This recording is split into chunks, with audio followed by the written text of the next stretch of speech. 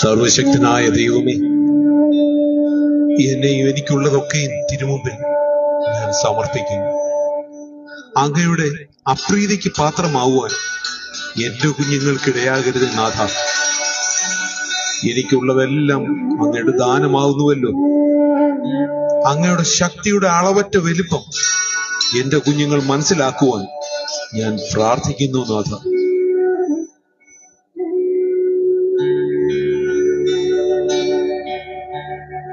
അങ്ങ് വളരെ ഗഹനമായി ചിന്തിക്കുന്നുവല്ലോ.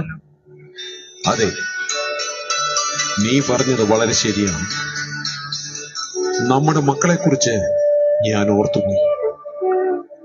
എന്റെ പുത്രന്മാർ പാപം ചെയ്ത് ദൈവത്തെ ഹൃദയം കൊണ്ട് ത്യജിച്ചു പോകുമോ എന്ന് ഞാൻ വ്യാകുലപ്പെടുന്നു. അതിനാകുന്നുവല്ലോ അങ്ങ് എല്ലായ്പ്പോഴും ഹോമയാഗം കഴിക്കാറുള്ളത്. അതെ, എന്നാലും നമ്മൾ അവരെ ശ്രദ്ധിക്കണം. ഓ, ഇതാരെ കാര്യസ്ഥനോ? നീ എന്താണ് ഇത്രയും ചിന്തിച്ചു വരുന്നത്? യജമാനെ, ഞാൻ ആലോചിക്കുകയായിരുന്നു അങ്ങ് എത്രയോ ഭാഗ്യവാനാണെന്ന്. അതെന്താണ് നീ അങ്ങനെ പറയാൻ കാരണം? 7 സുന്ദരന്മാരായ പുത്രന്മാർ, 3 സുന്ദരിമാരായ പുത്രിമാർ. ഓ, അതാണോ നീ ഇത്രയും ചിന്തിക്കാൻ കാരണം? മക്കൾ യഹോവ നൽകുന്ന ദാനമല്ലേ ദാസനെ? അതുമാത്രമല്ലല്ലോ, 7000 ആടുകൾ, 3000 ഒട്ടകങ്ങൾ, 500 ഏർ കാളകൾ, 500 പെൺ കഴുതകൾ, കൂടാതെ വളരെ ദാസജനവും. യജമാനെ, തീർച്ചയായും അങ്ങ് ദൈവത്താൽ അനുഗ്രഹിക്കപ്പെട്ടവരാണ്. സത്യം. നീ പറഞ്ഞത് വളരെ സത്യമാണ്. ഞാൻ ദൈവത്താൽ അനുഗ്രഹിക്കപ്പെട്ടവൻ തന്നെയാണ്. നന്ദി ചെല്ലേ, ഞങ്ങൾക്ക് പ്രാർത്ഥിക്കാൻ സമയമായി.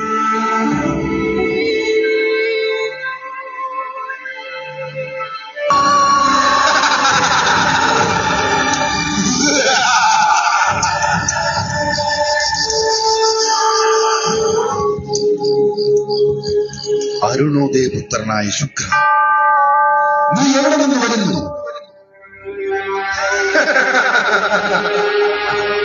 ഞാൻ ഭൂമിയിലാകെ ചുറ്റി സഞ്ചരിച്ച് ഊടാടി വരികയാണ്. എന്റെ പ്രിയദാസനായ ഇയ്യോബിനെ നീ നിഷ്കരിച്ചു. അവനെ പോലെ സത്യസന്ധനും നിഷ്കളങ്കനും എന്നെ ഭയപ്പെടുന്നവനും തിന്മയിൽ നിന്ന് അകന്ന് ജീവിക്കുന്നവരുമായി ഈ ഭൂമുഖത്ത് ആരെങ്കിലും ദൈവത്തെ ഭയപ്പെടുന്നത് വെറുതെയാണോ? അങ്ങ് അവനും ഭവനത്തിനും സമ്പത്തിനും ചുറ്റും വേലികെട്ടി സുരക്ഷിതത്വം നൽകിയിരിക്കുകയല്ലേ. അവന്റെ സർവ്വ പ്രവൃത്തികളെയും അനുഗ്രഹിച്ച് അവന്റെ സമ്പത്ത് വർദ്ധിപ്പിക്കുകയും ചെയ്തു. തൃക്കൈ നീട്ടി അവന്റെ സമ്പത്തൊന്ന് തൊട്ടു നോക്ക്, അവൻ മുഖത്ത് നോക്കി തിരിച്ചു പറയും, ഇതാ അവനുള്ളതൊക്കെയും നിന്റെ കയ്യിലിരിക്കും. സകലത്തിന്മേലും ഞാൻ അധികാരം നൽകുന്നു. എന്നാൽ അവന്റെ മേൽ മാത്രം നീ കൈവയ്ക്കരുത്.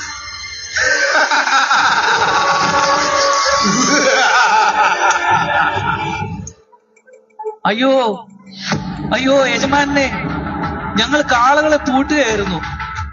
പെൺകഴുതകളും സമീപത്ത് മേഞ്ഞുകൊണ്ടിരുന്നു. പെട്ടെന്ന് എവിടെ നിന്നാണെന്ന് അറിയത്തില്ല, ശെബായർ വന്ന് അവയെ പിടിച്ചുകൊണ്ട് പോവുകയും നമ്മുടെ വേലക്കാരെ വെട്ടിക്കൊല്ലുകയും ചെയ്തു. യജമാനെ, വിവരം അങ്ങേ അറിയിപ്പാൻ ഞാൻ ഒരുത്തൻ മാത്രം വഴുതിപ്പോന്നു.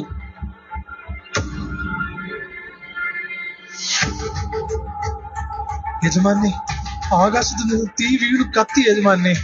ആടുകളും വേലക്കാരും തീക്കിനിയായി പോയി യജമാനെ. വിവരം അറിയിപ്പാൻ ഞാൻ ഒരുത്തൻ മാത്രം വഴുതിപ്പോന്നു.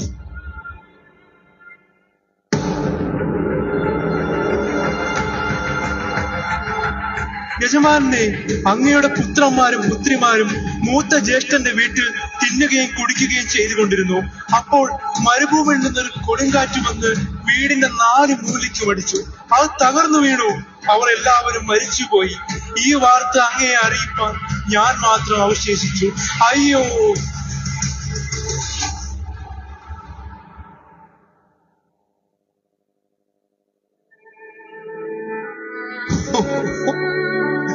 ഞാൻ നഗ്നനായി അമ്മയുടെ ഗർഭത്തിൽ നിന്ന് വന്നു. നഗ്നനായി തന്നെ മടങ്ങിപ്പോകും. യഹോവ തന്നു, യഹോവ എടുത്തു. യഹോവയുടെ നാമം വാഴ്ത്തപ്പെടുമാറാകട്ടെ.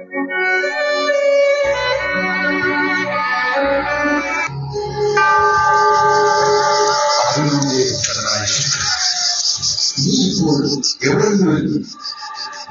ഞാൻ ഭൂമിയിൽ കൂടാടി സഞ്ചരിച്ചു വരുന്നു.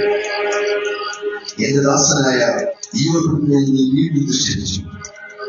അവർ തന്റെ ഭക്തി മുറുകെ പിടിച്ചിരിക്കുന്നു. വെറുതെ അവനെ നശിപ്പിക്കേണ്ടതിന് നീ എന്നെ സമ്മതിപ്പിച്ചു. തൊക്കിന് പകരം തൊക്ക്, ജീവന് വേണ്ടി തനിക്കുള്ള ഒക്കെ മനുഷ്യരുപേക്ഷിക്കും.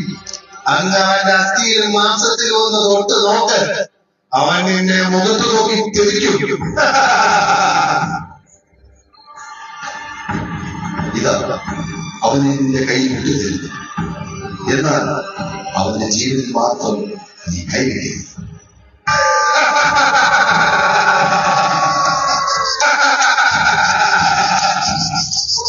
സഹിക്കാൻ ഒക്കുന്നില്ല. രോഗിയായ അടിയന്റെ മേൽ സൗഖ്യം വഹിക്കണമേ നാഥ. ഇനിയെങ്കിലും ഈ ഭക്തിയൊക്കെ മുറുകെ പിടിച്ചുകൊണ്ടിരിക്കുക. ദൈവത്തെ ത്യജിച്ചു കളഞ്ഞ് ദൈവത്തെ ശപിച്ചിട്ട് മരിച്ചു കളയും. വെറും ഒരു പൊട്ടി സംസാരിക്കുന്നത് പോലെയാണല്ലോ നീ സംസാരിക്കുന്നത്. നാം ദൈവത്തിന്റെ കയ്യിൽ നിന്ന് നന്മ കൈക്കൊള്ളുന്നു, തിന്മയും കൈക്കൊള്ളരുത്. ആരൊക്കെയോ ഇവിടേക്ക് വരുന്നുണ്ടല്ലോ. ഞാൻ അകത്തേക്ക് പോകട്ടെ. ഇത് ഇയ്യോബിന്റെ വീട് തന്നെയല്ലേ? ഇനി നമുക്ക് വീട് മാറിപ്പോയതാണോ? സ്നേഹന്മാരെ, ഞാൻ തന്നെയാണ് ഇയ്യോബ്. ഇയ്യോബ്, നിനക്ക് എന്തുകൊണ്ട് ഇത് സംഭവിച്ചു? അയ്യോ, ഞാൻ ജനിച്ച ദിവസവും ഒരാൺകുട്ടി രൂപം കൊണ്ടിരിക്കുന്നു എന്ന് പറഞ്ഞ രാത്രിയും ശപിക്കപ്പെടട്ടെ. അയ്യോ, ദുരിതങ്ങൾ ഓരോന്നും ഒന്നിനു പിറകെ ഒന്നായി വന്ന് ഭവിക്കുന്നുവല്ലോ. സഹോദരന്മാരെ, അതിവേദന എടുക്കും. ഞാൻ പറയുമ്പോൾ നിനക്ക് മുഷിവ് തോന്നരുതേ. എല്ലാവർക്കും നീ ഒരു ആശ്വാസകനായിരുന്നു. വീണുപോയ അനേകരെ നീ താങ്ങിയവനാണ്. എന്നിട്ടും നിനക്ക് ഈ ഒരു അവസ്ഥ. ദൈവം മനുഷ്യനേക്കാൾ വലിയവനല്ലോ. എന്തിന് ദൈവത്തോട് വാദിക്കണം? ദൈവം ദുഷ്ടതയോ സർവശക്ത നീതികേടോ ഒരിക്കലും ചെയ്യില്ല. എലിഹു, നീ എന്നെ അധികം കുത്തി നോവിക്കുന്നു. ഇപ്പോൾ തന്നെ എന്റെ വേദന കഠിനമായിരിക്കുന്നു. എന്റെ ത്വക്ക് നശിച്ചു പോയാലും ഞാൻ ദേഹസഹിതനായി എന്റെ ദൈവത്തെ കാണും. അന്യനല്ല, എന്റെ സ്വന്തം കണ്ണുകൊണ്ട് ഞാൻ അവനെ കാണും. സഹോദരന്മാരെ, അല്പനേരം നിങ്ങൾ അപ്പുറത്തേക്കൊന്ന് മാറി നിൽക്കുമോ? എന്റെ ദൈവത്തോട് ഏത് സാഹചര്യത്തിലും പ്രാർത്ഥിപ്പാൻ ഇപ്പോഴും ഞാൻ ഒരുക്കമുള്ളവനാണ്. എനിക്ക് അല്പനേരം പ്രാർത്ഥിക്കണം. ജോ, പൗരുഷത്തോട് നീ അരമുറുക്കുക. എന്റെ ചോദ്യങ്ങൾക്ക് നീ ഉത്തരം പറയുക. ഞാൻ ഭൂമിക്ക് അടിസ്ഥാനമിടുകയും സമുദ്രത്തിന് അതിരുകൾ നിശ്ചയിക്കുകയും ചെയ്തപ്പോൾ നീ എവിടെയായിരുന്നു? പ്രകാശത്തിന്റെ ഉറവിടം നിനക്കറിയാം. പ്രപഞ്ചത്തിന്റെ നിഗൂഢതയെക്കുറിച്ച് നിനക്കെന്തറിയാം? ആഴിയുടെ ആഴത്തിൽ നീ സഞ്ചരിച്ചിട്ടുണ്ടോ? മരണത്തിന്റെ വാതിലുകൾ നിനക്ക് വെളിപ്പെട്ടിട്ടുണ്ടോ? എന്റെ ദൈവമേ, നിനക്ക് സകലവും കഴിയുമെന്നും നിന്റെ ഉദ്ദേശം ഒന്നും അസാധ്യമല്ലെന്ന് ഞാൻ അറിയുന്നു. ഞാൻ നിന്നെക്കുറിച്ചൊരു കേൾവി മാത്രമേ കേട്ടിരുന്നുള്ളൂ. ഇപ്പോഴും എന്റെ സ്വന്തം കണ്ണാൽ ഞാൻ നിന്നെ കാണുന്നു. എലിഫസ്, ബിൽദാദ്, സോഫർ, എനിക്ക് നിങ്ങളോട് കോപം ജ്വലിച്ചിരിക്കുന്നു. എന്റെ ദാസനായ യോബ് നിങ്ങൾക്ക് വേണ്ടി പ്രാർത്ഥിക്കും. ഞാൻ അവന്റെ മുഖം ആദരിക്കും. അവന് നഷ്ടപ്പെട്ടതെല്ലാം ഇരട്ടിയായി അവന് നൽകി അനുഗ്രഹിക്കും.